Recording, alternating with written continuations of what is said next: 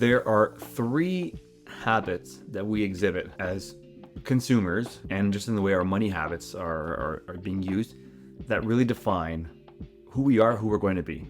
And I just want to let you know, we're going to actually uncover the secret to building everlasting, enormous, massively beautiful wealth. The three habits defined. The first one are savers. So for the most part, savers do this. You want to buy a laptop, you want to buy a phone. So what you figure you're going to do is you're going to save enough money. Save until you can reach that level where you can pay for it with cash. And then you spend. And you do that with your next thing, whatever it is.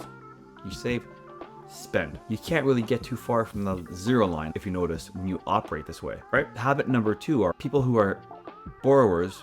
Usually when you're buying bigger ticket items, a car, a home, you tend to not have enough money right now to get what you want right now. So instead of trying to save for it and then paying cash for it, you borrow, you go into debt. When you go into debt, you got to pay back.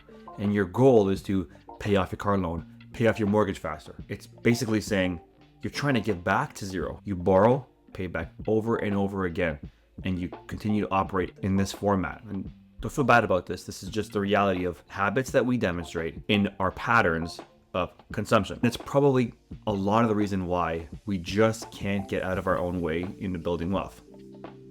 The best habit to get yourself accustomed to living with is the wealth builder. And the wealth builder, what they do is they allow their money to sit. They don't end up saving up to spend to get back to zero, or constantly spending and then pay all the money back towards someone else's fund. Instead, what they do is they just let their money sit. It's boring, it's difficult to do, but you do nothing and you stay hands off about the whole thing, and you allow your money to compound.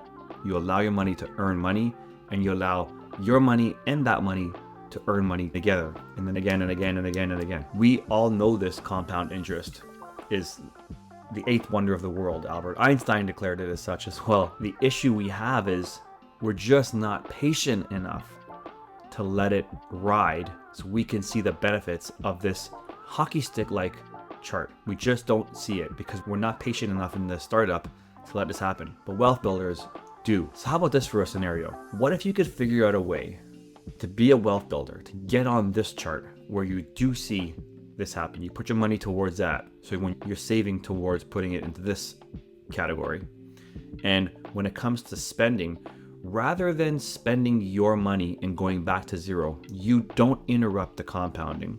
Instead, you create a loan, category number two. You create a loan based on the value of your cash. You borrow someone else's money to pay for whatever else you got to pay for. And then you pay that back while allowing your money that you've already contributed to compound. That is the ultimate way, the ultimate solution out of this saving and borrowing conundrum. So there are things you could do. There are ways I can help you see through the use of commonly available tools how to start doing this, how to become that wealth builder. Step one is understand this. Step two, call me. Let's get wealthed up.